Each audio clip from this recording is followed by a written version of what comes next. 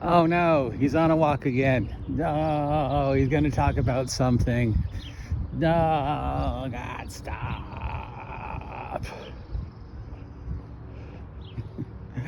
It's a little hazy, but otherwise gorgeous afternoon. I have a feeling the weather's going to change though, because my allergies have been acting up all day. Got a crown put in today. Ugh. Don't grind your teeth, kids. Don't grind your teeth. All right, question and answers first. What's with all the food references? What's with all the food? Why do I always reference foods, and specifically sandwiches? What's up with that? Because you notice I use it a lot. That and like half carrot, which is also a food reference. Though that goes back to like 2015, 2016, when I first started doing this over at Site A on my other channel. And I think it came from me just sort of talking about just ridiculous, Dungeons and Dragons adventures are ridiculous when you really think about them.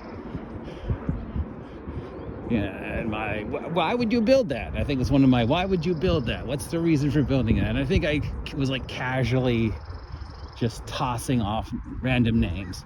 And I think one of the random names I tossed off was like, and the Tomb of the Sandwich King. And it sort of just stuck in my subconscious as just sort of this running joke. How many times could I say it before somebody finally noticed that I was making these food references? So I think that's why. Other than that, I just, don't want to violate any copyright or whatever, or piss off anybody. So it's easier just to make up an adventure and reference it than talk about a real one, especially when I'm, making hypothetical arguments about traps or whatever. I can just reference, in the Tomb of the Sandwich King, they whatever.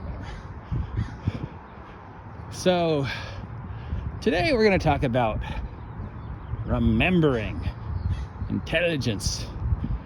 My character's got a blank intelligence staff, so he should know that. I remember somebody, I don't remember who, it might have been Mercer, who said it's really easy to play a character who's not as smart as you are, but it's really hard to play a character who's smarter than you are. How do you play a character who knows stuff you don't know? Unless you can use the interweb, right? But in the old days, we didn't have the interweb. We had these things called encyclopedias. If I'm running a character that's smarter than me, did I have to bring an encyclopedia because my character knew stuff that I didn't know? How do you role play at 18, 19, 20 intelligence and a dude who has like 37,000 skills and whatever, So considering my issue with misremembering something today, let's talk about that. Let's talk about the idea of remembering things, characters knowing things that the players don't know, players knowing things that the character couldn't know, forgetting that you had things. I mean, how many times have we heard I forgot I had a ring of invisibility?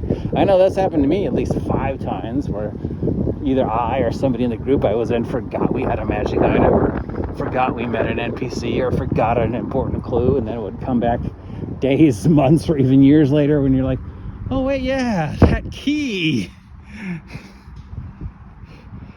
It came up even recently for me where I was like, oh, hey, wait, remember when he said that he didn't know what was in the room?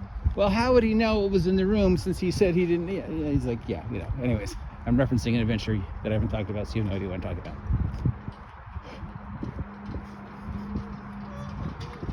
Go, go, go, go, go. Go, go, go, go, go. You can do it. You can do it. I have faith in you. You can do it. Go, go, go. Look at those muscles. You made it.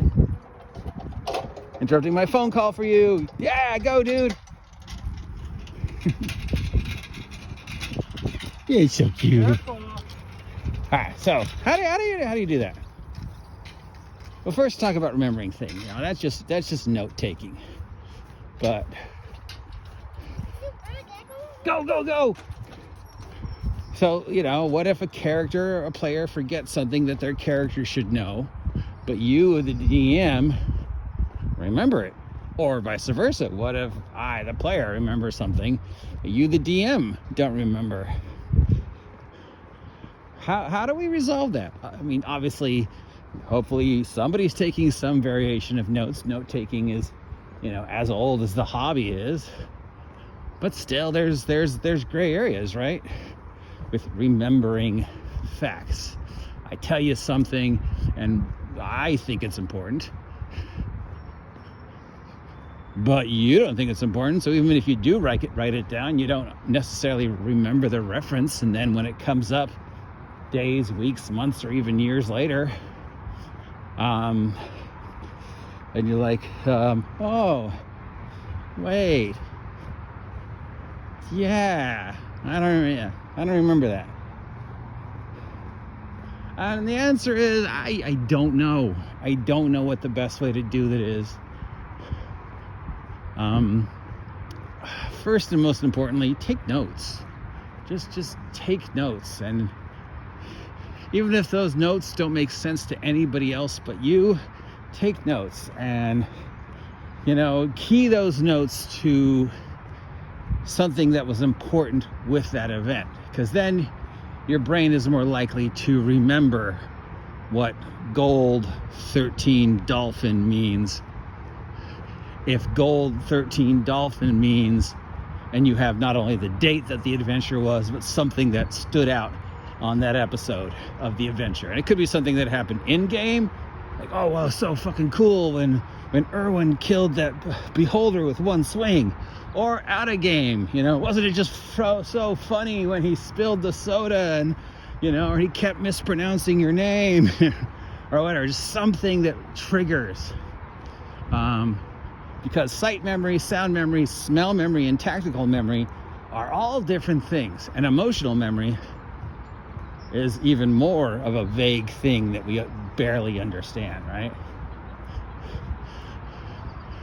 But if with your note-taking you can trigger that emotional memory, which will then trigger the Rolodex in your brain to make the connection. At least that's the hope.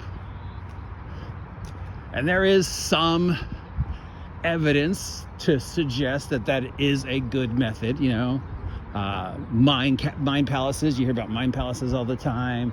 You hear about, automoponic memory, where you associate something with a string of words, like my mother said, and that's like, or Larry, Mary, quite contrary, or, those kind of things. And there is some factual evidence that would suggest mind palace memory is a thing. And automoponic, associating something with something else, to trigger the Rolodex to go to that specific topic. So that's the best I could offer, again, it's just hard, especially if you're at my age, when you can't remember your children's names, or if you have children, or if you're wearing pants. Now to add to that, to try and remember some obscure thing or ring of +1 protection or whatever that you threw in a bag 4 years ago. Dude, I don't remember what I had for lunch yesterday. I barely remember my kid's name. You expect me to remember what Dolphin Gold 33 means from 2 years ago? So that's a problem. Now, thankfully, those of us now have access to this amazing tool that we didn't have access to even a few short years ago, and that's the interweb. We have so much better way to keep notes and associate notes with things and dates and times and specific moments, and even more so when we're dealing with nonsensical memories like Dungeons and Dragons or wherever, where we're trying to remember ridiculous things as well as just actual facts. Ooh, I think that's a hawk.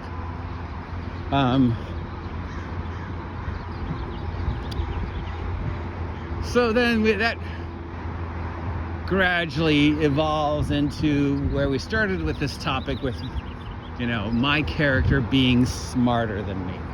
How do I play a character that's smarter than me, that knows things I don't know without tripping that player knowledge versus character knowledge. I mean, it's very easy to, I think Mercer, right? It's very easy to run a character who's dumb. You just play dumb. You just don't react to stuff that you know you should react to. I know what that is, but there's no fucking way my character knows what that is, so I don't know. That's easy. Playing the opposite, my character knows what that is, but I don't know how to frickin' perform brain surgery. That's where you gotta get the leeway. And thankfully, again, if we actually have to look stuff up, we have access to, hi, how are you? The interweb thing to look stuff up and to keep those memories. But even then, as opposed to the old days, well, we just sort of hand waved it. I'm 12 years old. I'm playing in a Village of Vigilantes campaign. I'm pretty sure 12-year-old me doesn't know the first thing about a space shuttle. But my character does. And then you just get to the fun, wonderful art of hand waving, right? Or a dice roll. And it's a cop out, it sort of breaks the immersion. But it's all part of that, 4D, well, if you say it, it becomes true cooperative DM player storytelling, I grab the controls and I look at all the diodes and numbers and vectors and thingies, and I know what that is, and I pull the lever just the right time, and I enter the code, and I adjust the manifold, something science, and land the shuttle safely as long as I make an intelligence check of 15 or higher. I didn't have to know jack about how a space shuttle works. I don't know how a space shuttle works. You don't know how a space shuttle works unless you actually work at the space shuttle. Most of us have no idea. We just know that it works. Magic. Something, it's in orbit. Something, it's back. I don't know. As far as I know, it was magic, right? So that's that cooperative storytelling. That's probably the best way to just, sort of hand wave. Things that your character can do, or things your character can know that you don't know. You don't know jack about how to cast spells, or the religion of Orcus, or how to clean a crossbow, or how to perform triple bypass surgery, or how to build a giant robot out of a tin can and a rock. But your character does. And you can just, with that, I do this. I perform this. I use these skills that I know to achieve this result, as long as I roll a 15 or higher on an intelligence check, right? That way you don't have to look stuff up. And I think that's pretty much the way it's always been done, especially with Dungeons and Dragons when you're dealing with, like, wizards. My wizards knows this shit. I don't. This shit isn't even real. How would I ever know this? It's made up. But my wizard does. So can we just hand wave that I acquire I spend a day scouring the woods to acquire the proper mushrooms and fungus and flowers and tree sap and dead animals that I need, and then I spend the next day going through the city and going to the merchants that I need to acquire the components from. I need, tallow from the candle maker. I need a pig's bladder from the butcher. I need the complete works of Susan Sarandon for some reason. I don't know why, but it's in the... And now I have all these things. I know the recipe. I cast the spell. I begin the ritual to summon forth the demon Sandwich King. See how we cycled back to this? See what I did? Yeah. All right. If you have a better way, please let me know. I mean, take notes. Again, take notes. And, you know, occasionally compare notes with the DM. Especially if we're supposed to be telling collaborative stories together. Occasionally go, hey, what happened on the 15th? Because I know I was trying to talk to that guy and you never responded. And I think it would have been really important if I got my answers from that dude. So what was going on there? You know, have that conversation every now and then, and hopefully you have a DM who is open enough to go, oh, you're right. Like, all right, let's you know, work that in, that you did have that conversation and that's what they told you. And then next game you can just run with it, right? Because occasionally the DM might miss things too, right? That's why you got to take notes. They've got to take notes. Maybe somebody else in the group's got to take notes. Occasionally you need to compare notes. Don't keep them secrets. Don't keep secrets from the other players unless it's unless the DM specifically tells you, don't tell anybody else. Tell people. Tell them off screen so it doesn't interrupt the role playing, but you know, don't keep secrets.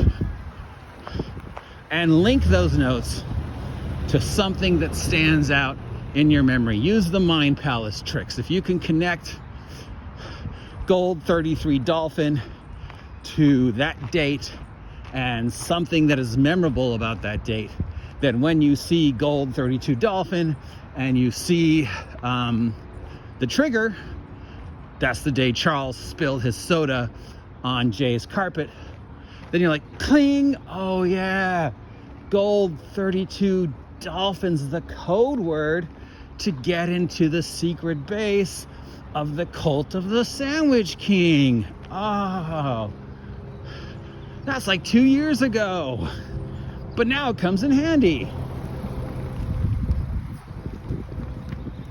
Anyways, that's today's walk and talk.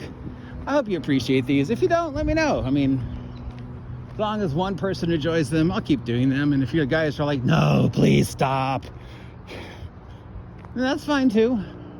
Otherwise, I'll be back tomorrow. You know what you need to do. Like, share, subscribe, buy my merch. Have a great day. Get off my land.